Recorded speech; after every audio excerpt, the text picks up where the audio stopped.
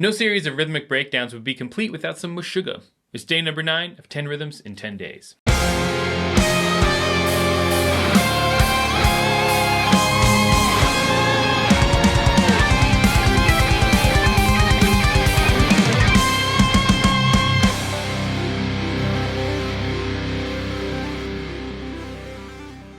I was asked on YouTube to talk about Dehumanization by Meshuggah. There are plenty of videos covering Meshuggah rhythms, but not this song specifically, so I guess I'm gonna have to figure it out. Like a lot of Meshuggah tunes, Dehumanization is entirely in 4/4 with all sorts of odd patterns happening against that, and there are 5 different rhythmic patterns in this song, so let's dive right in.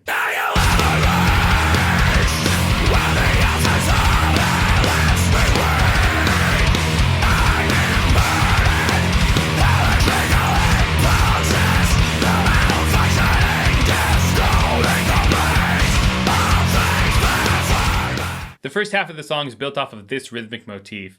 It's a group of 16th note triplets followed by some different number of 8th notes. The first riff is made up of patterns of 3 and 2, the 3s being a 16th note triplet group followed by 2 8th notes, and the 2s being a 16th note triplet group followed by 1 8th note. The pattern for this first rhythm goes as follows: 3 3 3 2, which is a total of 11 8th notes. This is happening within 8 bars of 4/4, which has 64 8th notes overall. The pattern of 11 plays 6 times, with the group of 2 cut off the last time. This equals 64 and fits right inside the 8 bars of 4/4.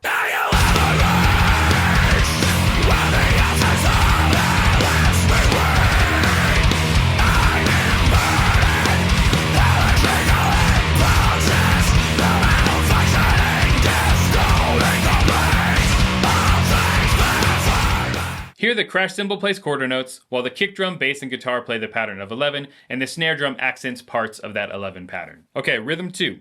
Here that same 16th note triplet idea continues, but with some longer groupings that are made by just adding more 8th notes after the triplets. The pattern here goes, wait for it, 5 3 4 3 3 2 2 4 5 3 2 5 3 4 2 3 4 4 3. Now that totals 64, and it fits again inside 8 bars of 4/4.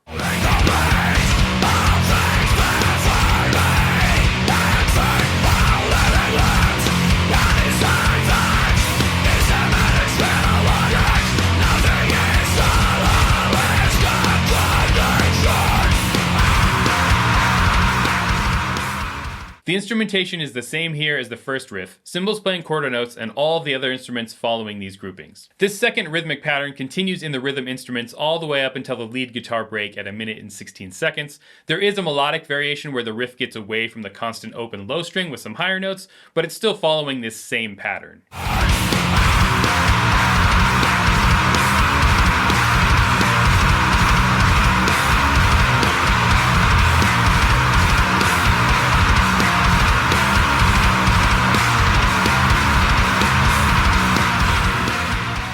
On top of the second pattern, the lead guitar enters at 46 seconds. This lead guitar part plays through the rest of the first half of the song, it plays all by itself, and then it continues into the following riff. The lead guitar keeps this 16th note triplet idea going, and it's doing patterns of 2 and 3 just like the opening riff.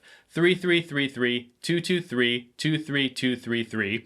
3 2 3 2 3 3 2 2 3 3 3 3, and this also equals 64. And what's cool about this is that it's playing against that second rhythmic pattern in the rhythm instruments, and the triplets are happening in different spots between the lead guitar and the rhythm instruments, which creates a pretty chaotic sound.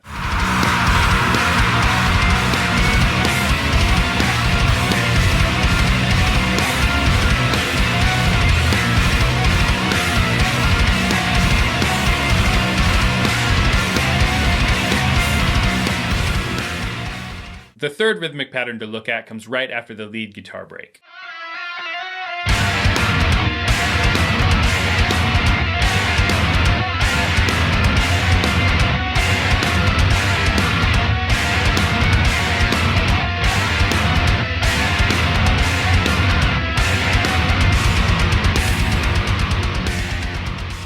It stays at the same tempo and there's still 8 bars of 4/4 here, but this pattern is based on 16th notes, and up to this point there haven't been any 16th notes played, just 16th note triplets and 8th notes, so it feels slightly awkward at first hearing these 16th notes, especially since the lead guitar keeps playing triplets over top of that, so you have 16th note triplets in the lead guitar against 16th notes happening here. There are two groupings that make up this pattern. The first is just 2 beats of 16th notes, which I'm thinking of as 4 eighth notes. And the second is the same as the first, but you add an eighth note rest at the end for a total of 5 eighth notes. The pattern here goes 5, 4, 5, 5, 4, 5, 4, which totals 32 eighth notes and fits inside 4 bars of 4, 4. That happens twice, so it equals 8 bars of 4, 4, just like the other patterns in the song.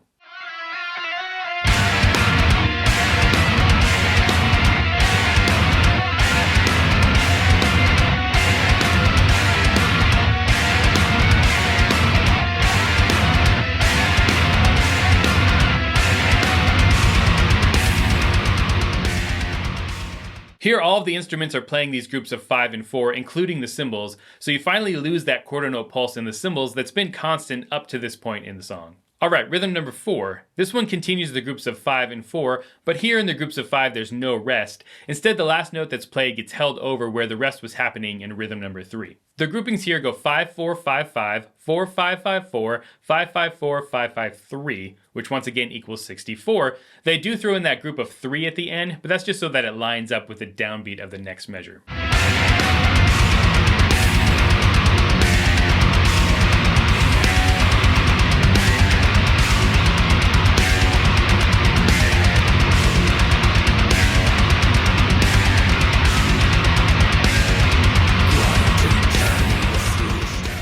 On this one, all of the instruments are following the groups of 5 and 4, but there's straight 16th notes happening in the kick drum, and that quarter note pulse is still absent here. This riff plays twice, with a couple beats of rest at the end of the second time through, which leads right to the final riff.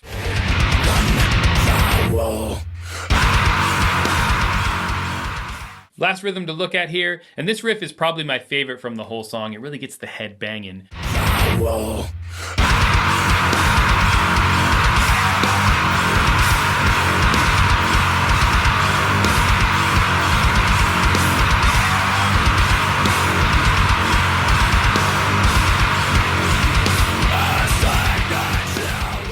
The patterns here are completely new, not based on anything from the rest of the song, but this riff still totals 8 bars of 4/4. This one is 16th note based, and I'm viewing this as a few larger groupings that have some smaller groupings within them. The larger groupings go 9-9-12, 9-9-8, 9-9-8, 9-9-8, 9-9-2.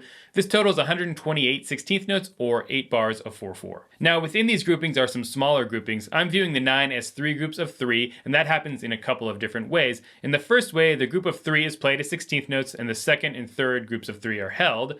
The second way is the exact same, but in the second group of 3, it's played as a 16th note and then an 8th note. The larger groupings of 12 and 8 are divided into groups of 4, the 12 being 3 groups of 4 and the 8 being 2 groups of 4. The remainder of 2 that happens at the very end of the riff is just so that the riff lines back up with 8 bars of 4/4. The quarter note pulse comes back here, but now the snare is doing a straight 4/4 backbeat by playing on beat 3 of each measure.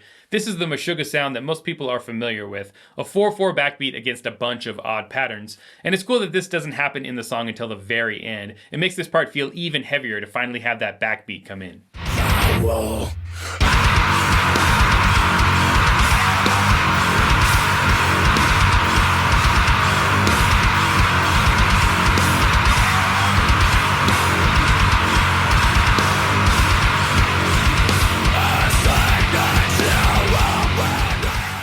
Alright, there's my first lesson on Meshuggah. Now don't expect a bunch of videos on them because it's a ton of work, and there's already people out there that do far better Meshuggah analysis than I ever could. One more rhythm to cover in this 10 Rhythms in 10 Days series. If you haven't yet, subscribe, hit the bell notification, like, comment, share, all that good stuff.